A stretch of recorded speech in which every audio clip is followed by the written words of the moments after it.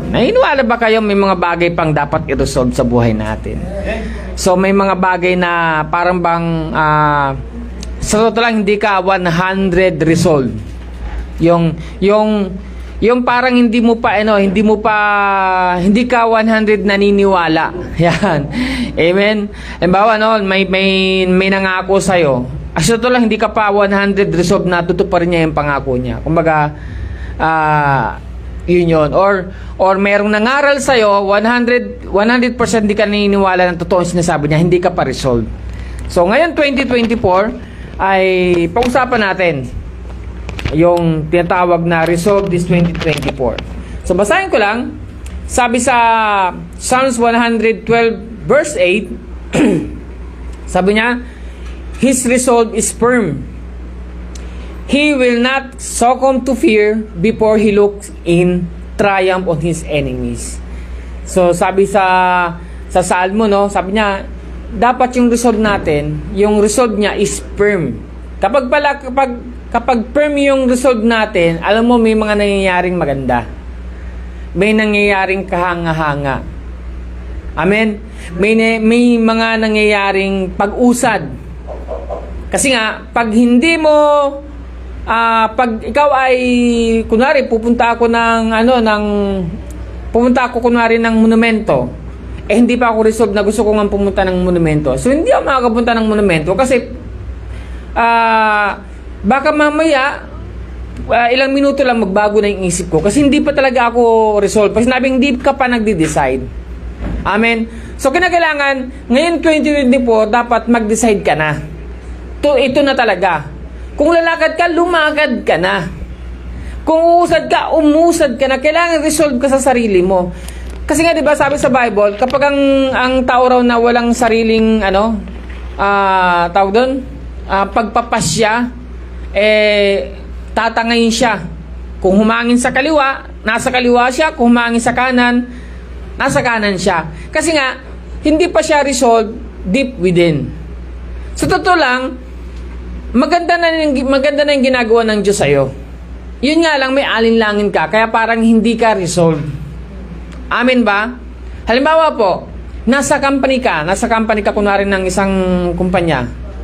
Tama, no? Kaso nung pumunta ka doon, hindi ka pa resolved talagang mag-work. Kaya lahat ng utos sa'yo, may alinlangan ka at meron kang pagkayapos. Parang nagdadabog ka kasi hindi ka nga resolved na gawin yung bagay na yon. Amen?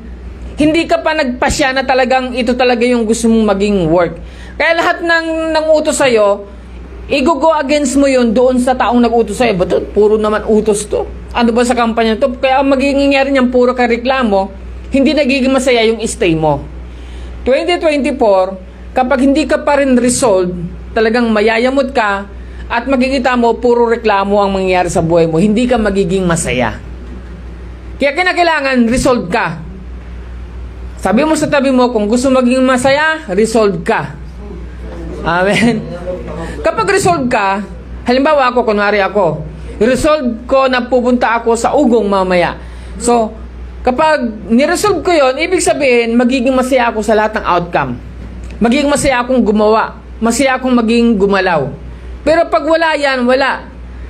Titingin ka lang, magiging parang spectator ka lang, parang nagmamasid-masid ka lang. At the end of the day, kahit na napakaganda ang ginawa ng Diyos sa'yo, hindi ka resolve, para sa'yo, ay ano lang, program lang yan, ay ano lang yan, ay ganito lang yan. Kasi nga hindi ka resolve. The Holy Spirit is convicting you to resolve. Ayusin mo sarili mo. Get yourself, diba, together. Get yourself together. At sabi mo, this 2024 dapat resolve ako. Tinanong ginawa, sabi sa Salmo, kapag naging na-resolve ka, yung firm, na pinagpasyan mo, at ito talaga ang gusto mo, sabi niya, kahit na anong pagkatakot, ay hindi ka maano. Amen? Bawa, sa pag-aaral, nag-resolve ka talaga mag-aaral. Kahit na anong sabihin ng professor, quiz bukas, quiz ngayon, sa susunod quiz, hindi ka takot kasi alam mo, resolve ka na mag-aaral ka hindi ka matatakot. Amen? Kaya ngayon, 2024, kung gusto mong wag mabuhay sa takot, kailangan resolve ka talaga. Ito ako, ito ang tatayuan ko.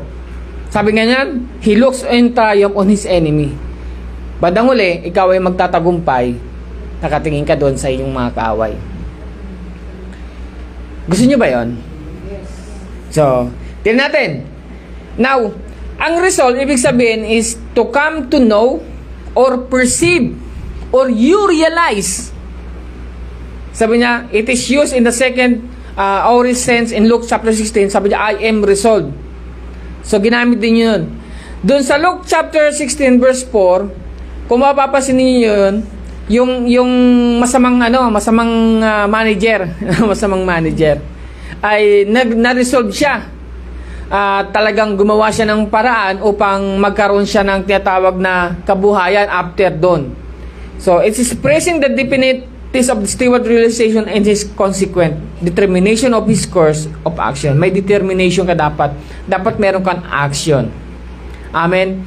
So, dito sa church, resolve dapat tayo, nandito tayo, gagawa tayo para sa Panginoon, sasama tayo sa anumang programa, sa anumang discipleship na meron dito, kailangan resolve tayo.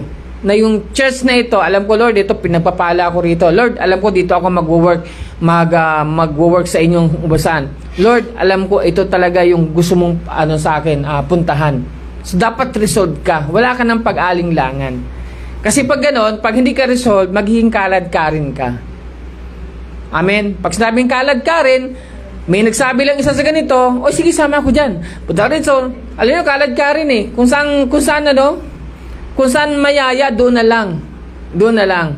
Pero kapag resolve ka, na talagang, ikaw talaga ay gem life, talaga hindi, pahinsya ka na, meron akong gawain sa gem life. Pahinsya ka na, doon ako, yung puso ko nandoon sa gem life. Pahinsya ka na, dun gusto ni Lord lumago ako mag-grow ako. So, may nangyayari. Amen ba? Kaya ngayon 2024, dapat resolve tayo. So, ano mga planuhin ninyo sa buhay? Ano mang plano yan? Ano mang prayer ninyo sa buhay? Ano mang prayer yan? Dapat resolve kayo na yun talaga yung plano nyo, yun talaga yung prayer nyo, para yung course of action mo ay pupunta doon. Amen? Baka may hindi pa resolve dito na mag-church siya ngayong Sunday. Di ba? Kawawa naman, di ba? Nandito, di ba? Parang dapat resolve ka. Sabi nga doon, di ba, sa Bible, sa Lumang Tipan, hindi ka po pwedeng pumunta sa templo nang wala kang dala. Dapat lagi kang may dalang hain. Yeah, ang laking laking abala yun. That time, sipin mo ninyo, kailangan maghanap ka pa ng pinaka magandang guya, no? Para mayroon kang maihain sa templo. At pupunta ka talaga doon. Magdadamit ka, maggagayak ka. Di ba ngayon, di ba? Parang minsan pupunta pa sa church, parang di pa, yung kaluluwa hindi pa mabalik. Nasa higaan pa, no? So, dapat resolve ka. Pag sinabing resolve, kunwari, mag-church ka, Saturday pa lang, pinaplano mo na. Anong gagawin ko? Anong oras ako aalis ng bahay? Yan.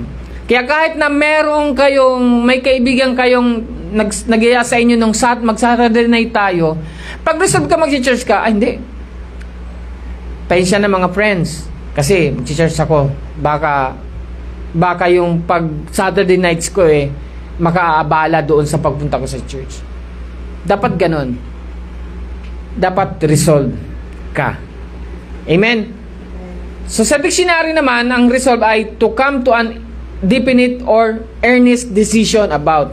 Mag-decide ka na. Dapat resolve ka doon.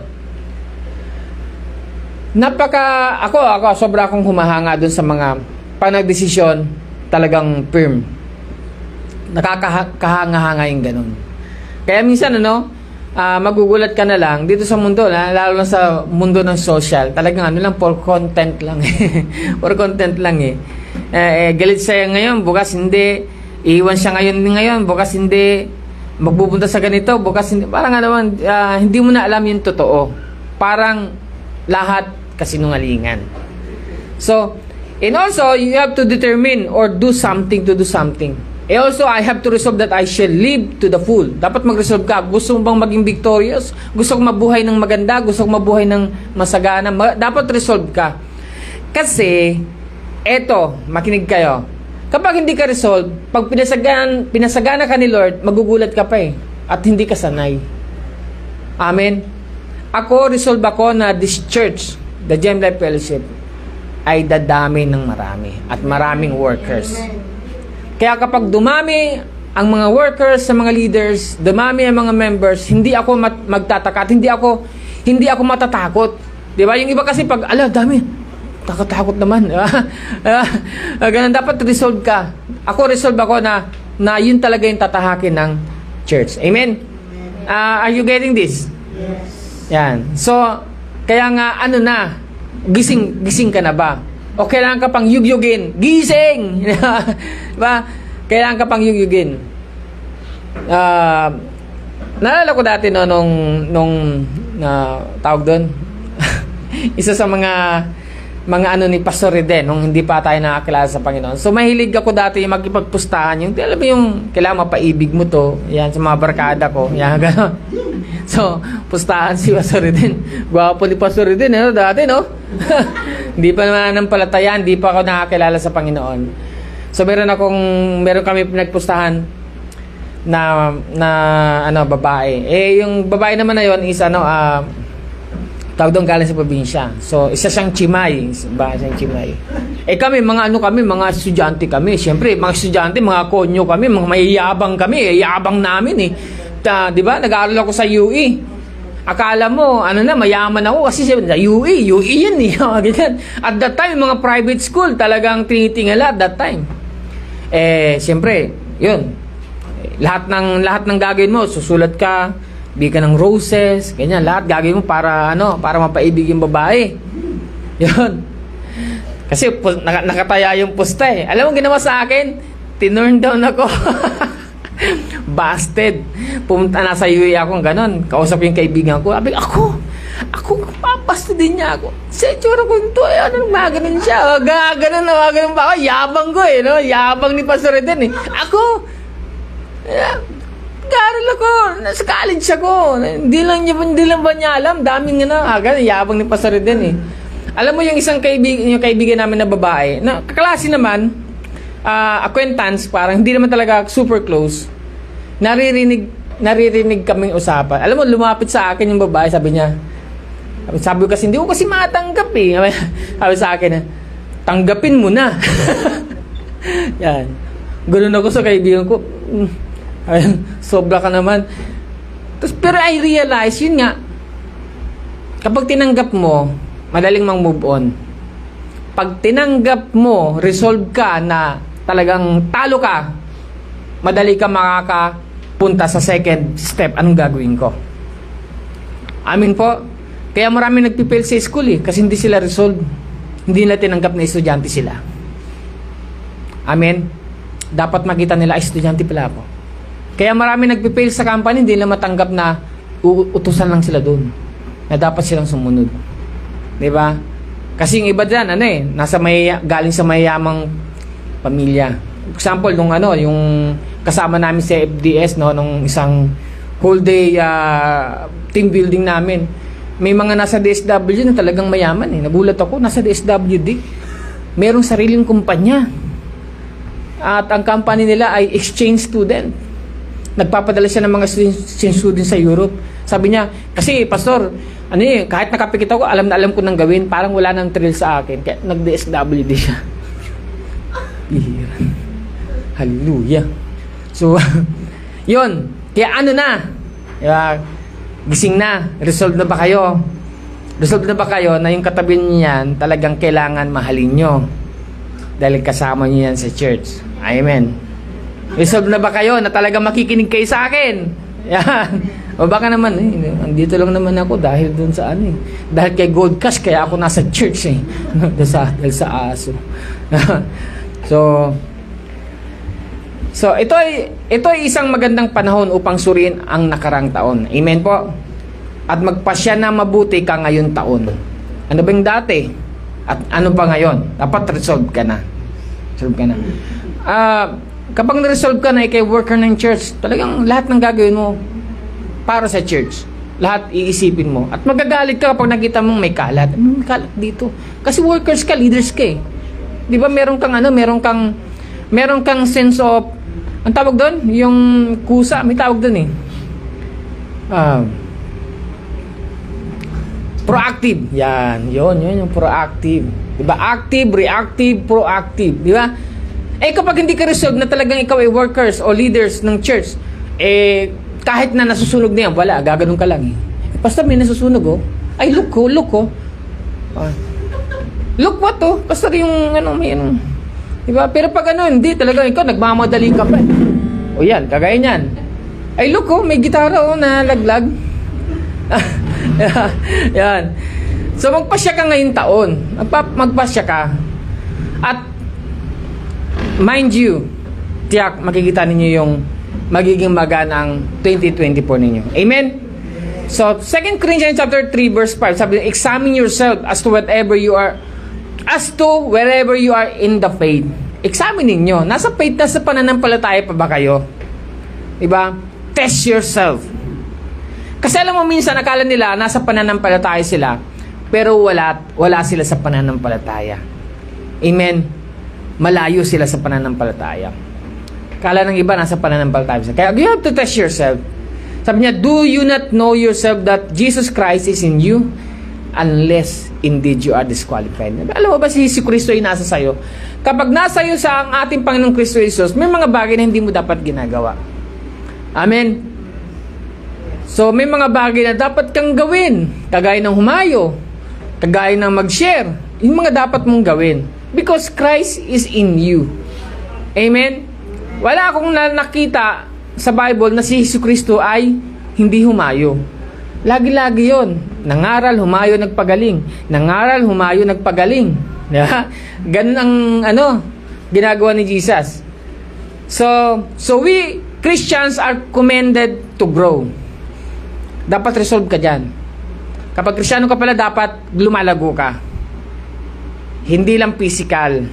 Yan, kasi ako physical, lumaki. Yan.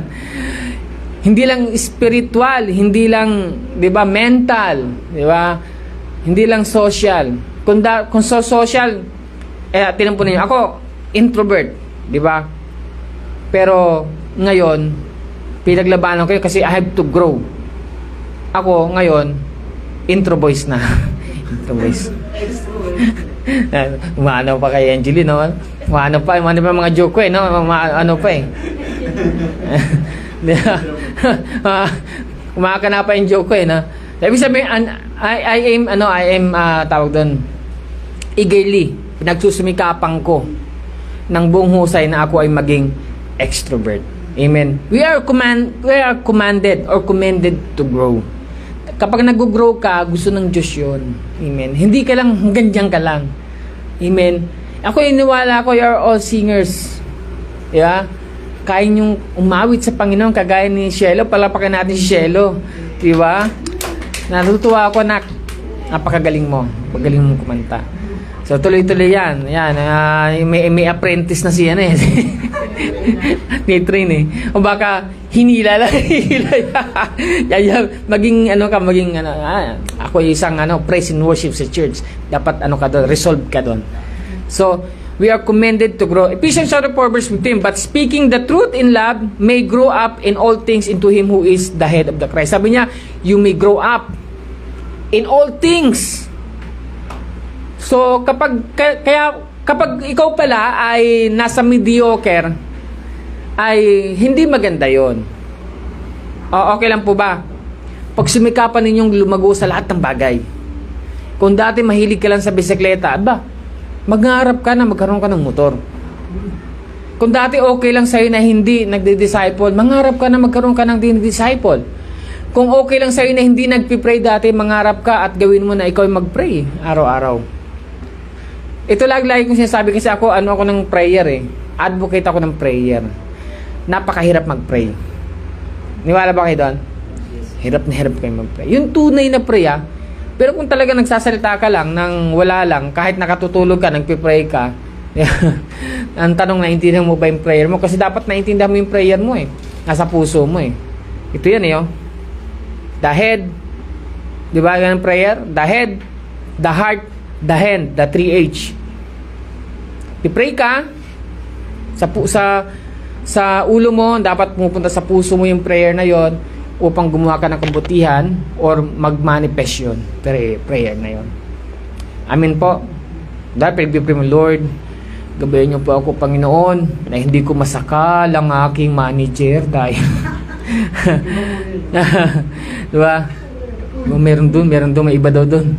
Diba? Ngayon, yung puso mo, babagoy na banal na Espiritu yun. At yung kamay mo, hindi niya nagagawin yun. Diba? The knowledge, diba? Ano bang heart? The heart, the intention, and the application. The knowledge, the intention, the application. Amen. Are you getting this? Are you gem tong ano na to, yung sinabi ko kayo na.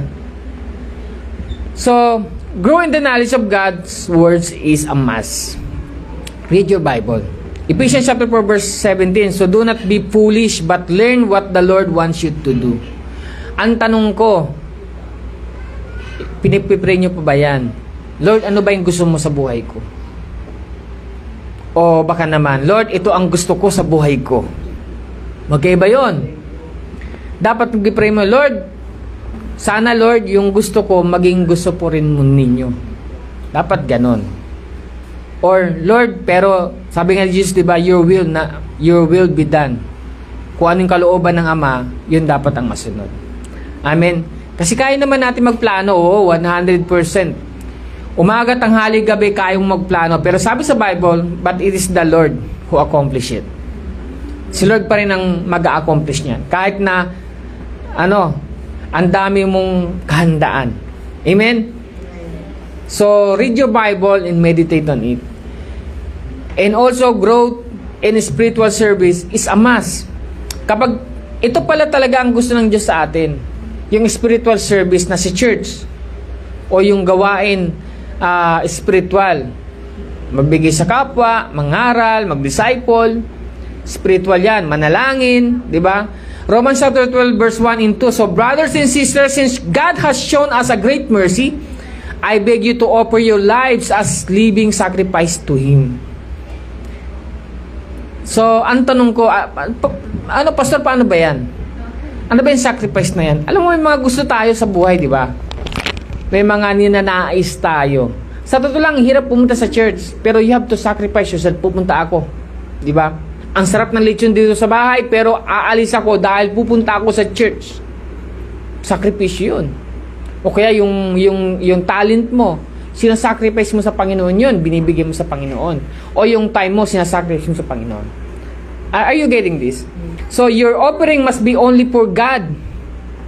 Amen. And pleasing to Him. Dapat sa Kanya lang yan at pleasing sa Kanya, which is the spiritual way for you to worship. Yung pala yung spiritual way for you to worship. O minsan, mainit sa church eh. Diba? Minsan, inaawit pa tayo ng hapon. But that is your sacrifice to God. Tandaan po natin, hindi ka po pwedeng humarap sa Panginoon nang wala kang sacrifice. Wala kang dala. Talaga po. Dati, kailangan may dala ka talagang, tupa, kung ano pa may hain mo, talagang hayop, papatayin yun. Pero hindi na kailangan si Jesus Christ na. Ang dala mo na lang ngayon, sabi, ang yung sarili. Sabi niya, offer your lives, ang yung buhay. Yan yung living sacrifice mo sa Kanya. All of me is for God. And all ng ako ay para sa Panginoon. Ganun dapat. Yun yung spiritual way to worship God. Amen? Hindi ka naman nagtatas ng kamay if you are worshiping God para sa sarili mo. It is for God because you are worshiping God. Amen? Sa 2, do not be shaped by this world. Wag pakiulit ka. Do not be shaped by this world. Wag ka palang wag kang mahubog ng mundo na to.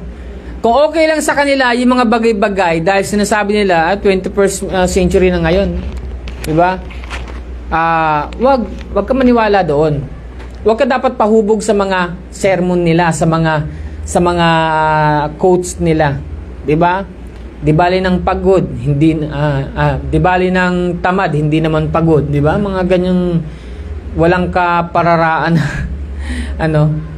Meron pang isa yung hindi raw siya nagnakaw si multo ba 'yon? wala naman do nasa pag ninakaw daw nasa labas na yung pumunta sa loob pala. Nasa labas naman daw siya. So, 'di ba? Sabi doon, instead be changed within the new way of thinking. Magkaroon ka ng kakaibang pag-iisip. Then you will be able to decide. What again? You will be able to decide. Mag-decision ka what God wants for you. So, ang pagtanggap pala ng regalo sa Panginoon ay didesisyonan mo rin pala yun. Nakukunin mo yun. Sabi ng Panginoon, I will never leave you nor forsake you. I will give you future in a good hope. Di ba sabi niya? Paano mo makukuha yun? Makukuha mo yun sa pamagitan ng pagkuha talaga. Parang di ba? Kung meron ako ditong pera, ito, bigay ko sa'yo. Agad din mo yung kinukuha, nasa akin pa rin yun. Pero nakaganon na yung kamay ko. Nakaganyan na yung kamay ng Diyos sa'yo, nakaganyan na. All you have to do is get it, kunin na lang. Kaso ayaw natin tanggapin. Hindi tayo resolve. Amen? Noong ako po ay nagpasyang magpastor, ito po ang nangyari. Bigla pong ang dami pong confirmation na nangyari. Bigla po niya akong pinagpala. Ganun po. So, dahil tinanggap ko yung hamon ng pagkapastor, na-resolve ko na ako ay pastor. So, ganun din po ang bawat isa. Sa oras na pinagpasya ninyo na, Lord, ako'y worker po ninyo. Lord, ako po'y minister po ninyo. Ako'y praise and worship po ninyo. Kapag na-resolve nyo yan, nako, walang bagay na hindi ninyo gagawin, kundi para doon sa ministry binigay sa inyo ng Panginoon. Are you getting this? Meron akong kilala, worship leader. Merong patimpalak doon sa monumento at that time nakita ko, singing contest. Good. Sali ka. Sabi ko, sali ka. Baby Christian pa ako nun Sali ka. Ang ganda-ganda ng boses mo. Pwede ka dyan. Alam mo, sabi nung kaibigan ko na yung sa trabaho, sabi niya, ang boses ko para lang sa Panginoon. Oo, maganda ang boses ko. At pwede pa ako manalo dyan. Pero para lang ito sa Kanya. Ang galing ng dedication niya, Dedicated, devoted talaga siya. Na yung boses niya, talent niya para lang sa Panginoon. Hindi ko sinasabi na gayahin yun o huwag nyo gayahin. Kahanga-hanga lang siyang tingnan, di ba? Ibig sabihin, meron siyang resolve. Kahanga-hangang tingnan ang mga taong resolve. Reden quotes. Yan. Sabi niya, what God wants you for you will know what is good and pleasing to Him and what is perfect. Sabi niya, you will know what is good. Malalaman mo. Ipapalam ng Panginoon yan. Kaya nga sabi nga, sino nagsabi kay Abel kay Cain at Abel na sila ay mag-offer? Natanong ba? Walang iba kundi si Adan. Bakit? Na kay Adan yung yung divine wisdom ni Lord. 'Di ba yung si Eva, sino ba nagpangalan kay Eva? Hindi naman si Lord Dinala si Eva kay Adan. Pagkakita ni Adan, bone of my bone, flesh of my flesh, and bone of my bones, I will call him Eve. 'Di ba? Ang nagpangalan si Adan nasa kanyang wisdom. Kaya minsan yung wisdom natin nawawala. Why? Kasi hindi tayo connected sa Panginoon. Puro sarili, yung utak lang natin, ayaw natin itaas sa Kanya. Nasa atin lang, sa nararamdaman natin. 'Di ba? Umulan lang. 'Di ba? Umulan lang. Kakalungkot ang ulan. Na-depress ako. Mananalangin na ako, pero depress ako. Depress. Ganun. Kasi nga, kung walang devotion, puro emotion. Dati, ayaw kong yan Sabi ko, napaka naman yan. Tawag doon? Judgmental naman yan. Hindi lang nag-devotion, puro emotion. Pero, madalas po ganun Kung ano na lang naiisip, na lang. Sa totoo lang, ang pagpipray, pag-worship, lahat po yan. Anumang gawaing maka-spiritual, lahat po yan may challenge. Amen? Mag-declare ka, mag-first fruit ako. Tinan mo, bago pa mag-first fruit, bago pa mangyari yun, magkakaroon ng maraming challenge. Pag hindi ka resolved, talagang gagawin mo yun, hindi mo talaga magagawa yun. Dahil there will come along the way to challenge yung declaration mo. Amin po? Kapag sinabi mo, ay, mag-ano ako, mag-work ako sa church, cha-challenge ka niya. Kung hindi ka resolve, ayoko na nga. Ayoko na mag-work. Hindi ka resolve eh. Diba? Dapat, resolve ka na. Sabi niya, that you will know what is good and pleasing to Him and what is perfect. Pwede naman pala na magbigay sa Panginoon ng pleasing sa Kanya at perfect. Amen? So, what are the areas that we need to resolve this 2024? Tinan po ninyo ito. Dapat resolve kayo ngayon. Unang-una na dapat makita natin na sa church, as a Christians, as a children of God, as a Gem Life Fellowship. Una, may sinabi ka. Mali yan. Mali ang lagay ko. So, ano nga ba? Una, ay ito. Tika mo na. Ba't nga mali lagay ito? Ayun. So, nakita ninyo ito, no?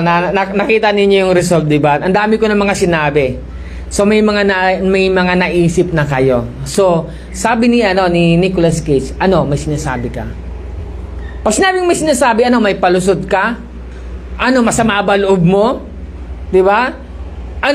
May comment ka ba? Ayaw mo ba? 'Di ba? Kailangan resolve ka. Minsan, 'di ba? Nagsasalita pa lang si pastor, dayo mo nang isip mo, kinokontra mo na. Sabi ni Nicolas, may sinasabi ka? So, ano nga ba yung dapat mong i-resolve natin ngayong 2020? Una, resolve to win souls and make disciples. Dapat resolve tayo. Ngayong 2024, mas maraming kaluluwa ang dadalhin natin sa Panginoon. Resolve tayo. Mahirapan pa tayo, magutom man tayo, hindi man tayo kumain tanghali. Para lang sa mga bata, para lang sa mga kaluluwa, para nibigay natin sa Panginoon. Let's do it. Gawin natin. Amen? Minsan, kasi lahat ng gawaing spiritual merong talagang tiyatawag na sacrifice. Wala ka ng pera, ibibigay mo pa. Si pastor, ginagawa niya yan. Walang trabaho yan. Hindi ko alam kung saan pinagkukuha yung pera niya. Pero pinapamilti niyan yung kanyang disciple. Pinapakain niya. Nagbibigay siya sa akin ng mga pictures. Pinapa-noodles niya, nagluluto pa yan dito ng mga adobo, nagluluto pa yan ng sabi ni saan kinukuha yung 100 pesos?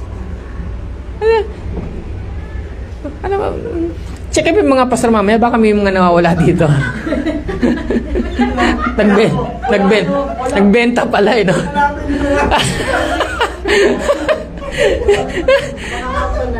Pero kahanga-hanga, resolve siya na gagawin niya yung disciples. Even if maglakad siya papunta sa school, di ba? Resolve to win souls and make disciples. So, ang tanong, are we sowing the seed? Tinatanim ba natin ang buto na yan? Nasa atin na di ba? Nasaan ang buto? Pananampalataya, may pananampalataya. Yung pananampalataya ba yan? Ay tinatanim ba natin? Di ba? So, remember, evangelism is the duty of all. Hindi ni pastor. Kaya kagahapon, nag-usap kami ni pastor, yan, pastor Luzon, So, kahapon nag-usap kami, sabi ko ganun. Ba't nga ba sinabi yung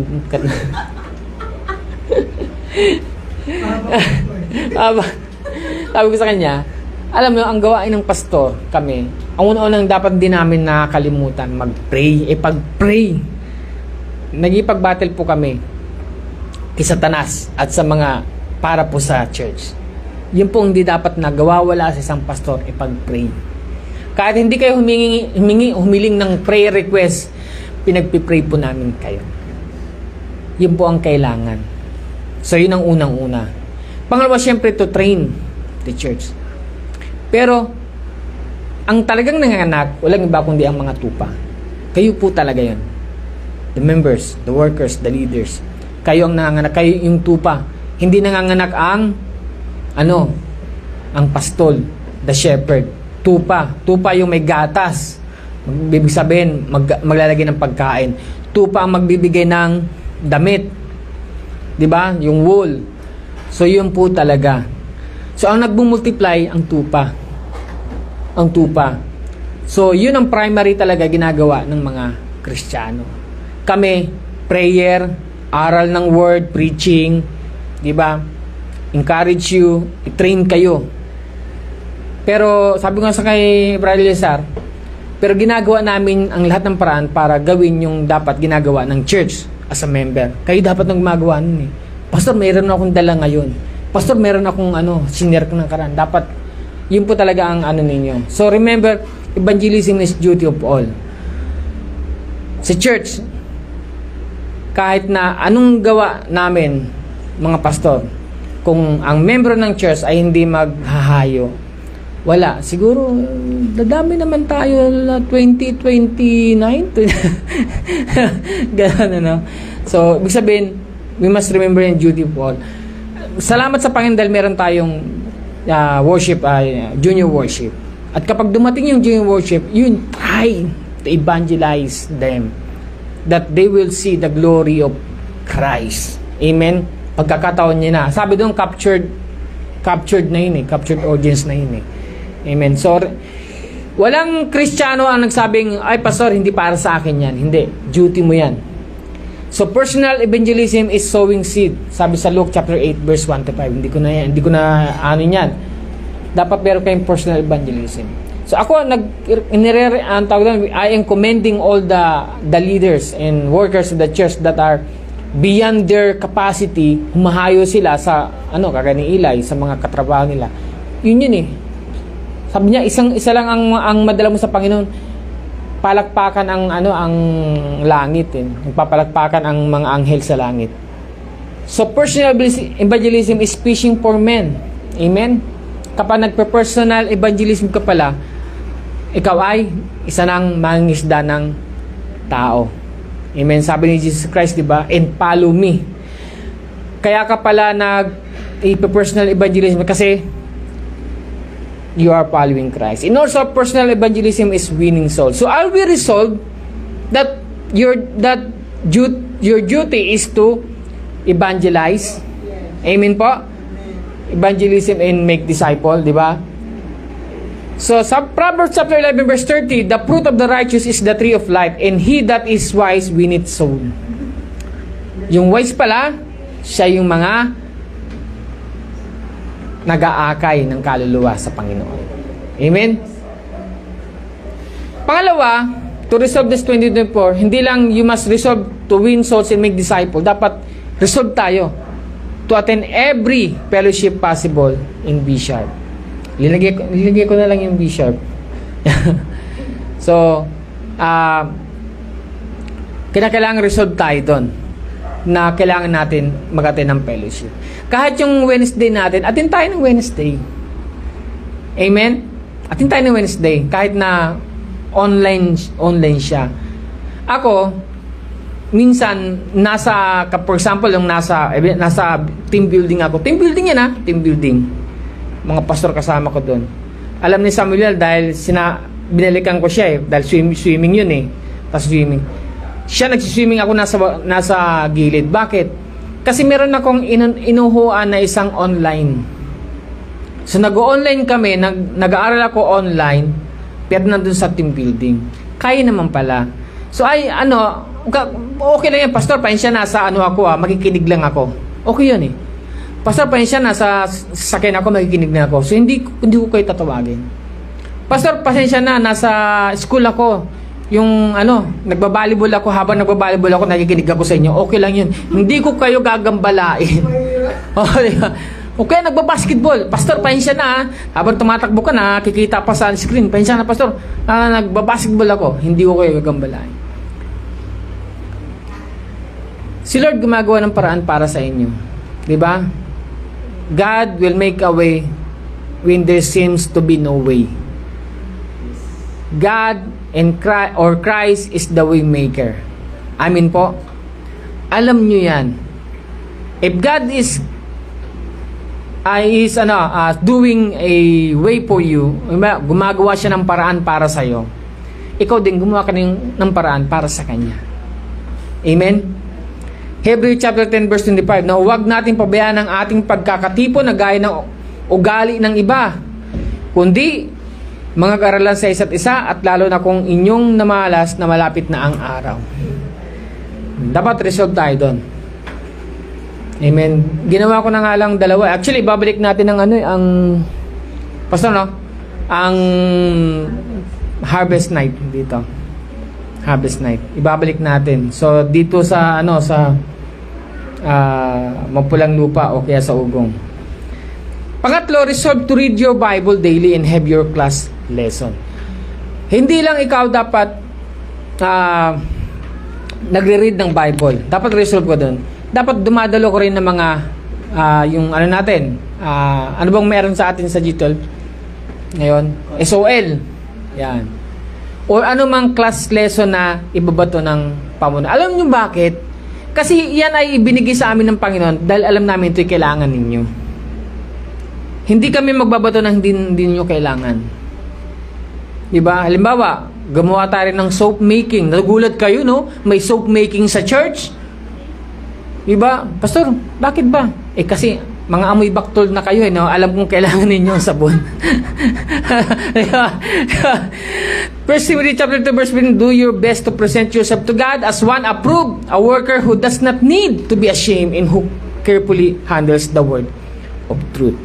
You must resolve to read your Bible daily at magkaroon ka ng class lesson. E pangapat, you must resolve to pray daily. Kapag hindi resolve sa'yo ngayon 2024 na manalangin ka daily, then hindi ka talaga makakapag-pray. Prayer is the most powerful thing na meron dito sa mundo na ibinigay sa atin. Hindi natin ginagamit. Amen? Psalms 55 verse 16 to 17, as for me, I will call upon God. Sabi niya, I will call upon God and the Lord shall save me. Amen? Evening and morning and at noon, I will pray and cry aloud and He shall hear my voice. Nakita mo, sabi sa Psalm, anong araw siya nanalangin? Daily. Tapos, 3 beses pa. Evening, morning, and noon. Amen? Bakit ganon? Pastor, bakit nauna yung evening? Kasi yun talaga doon pala nagsisimula ang araw ng mga Jew that time. Gabi nagsisimula. So, evening, morning, and at noon, I will pray and cry out loud, and He shall hear my voice. Sino ba na nalangin dito 3 beses ang araw? Wala? 4 na beses. 5 beses. Sabi sa Bible, 7 dito kasi morning, evening, morning, and noon. Pero sa Bible, meron din sinasabi doon, 7 times. 7 beses kayo mananalangin sa loob ng isang araw. Panglima, resolve to be patient towards others. Dapat maging resolve ka na maging pasensyoso ka dun sa ibang tao. 2 Timothy chapter 2 verse 24. At ang alipin ng Panginoon ay hindi nararapat na magipagtalo, kundi maamo sa lahat, sapat na makapagturo at matiisin. Dapat resolve ka. Ang gusto pala ng Panginoon, hindi ako nagigipagtalo sa iba. Yun pala yung gusto ni Lord sa aking buhay. Hello? Yan. Be patient to others. Dapat resolve ka ngayon 2024. Kung noong 2023, marami kang kaaway, marami kang hinanakit, ito siguro i-apply mo. Resolve ka ngayon 2024. Matatapos ang 2024 na halos wala akong kaaway kasi resolve ako na magiging pasensyoso ako sa kanila. Diba? And number 6, dito ako magtatapos. You must resolve to show by action that you love your neighbors. Love your neighbors. Almost, synchronize with win souls and make disciples. Synchronize. So you must resolve to show by action that you love your neighbor. Matthew chapter 19 verse 19, igalang mo ang iyong ama at iyong ina at ibigin mo ang iyong kapwa na gaya ng iyong sarili. O baka naman, meron pa rin dito na hindi resolve na igagalang niya ang kanyang ama at ang kanyang ina. Dapat ngayon 2024, i-resolve na yan. Talagang you take action, lagay mo sa puso mo, kahit ano mangyari, I will love this man, this woman, I will love them regardless of their flaws. Kasi 'di ba? Ikaw naman magdadala niyan. Amin po.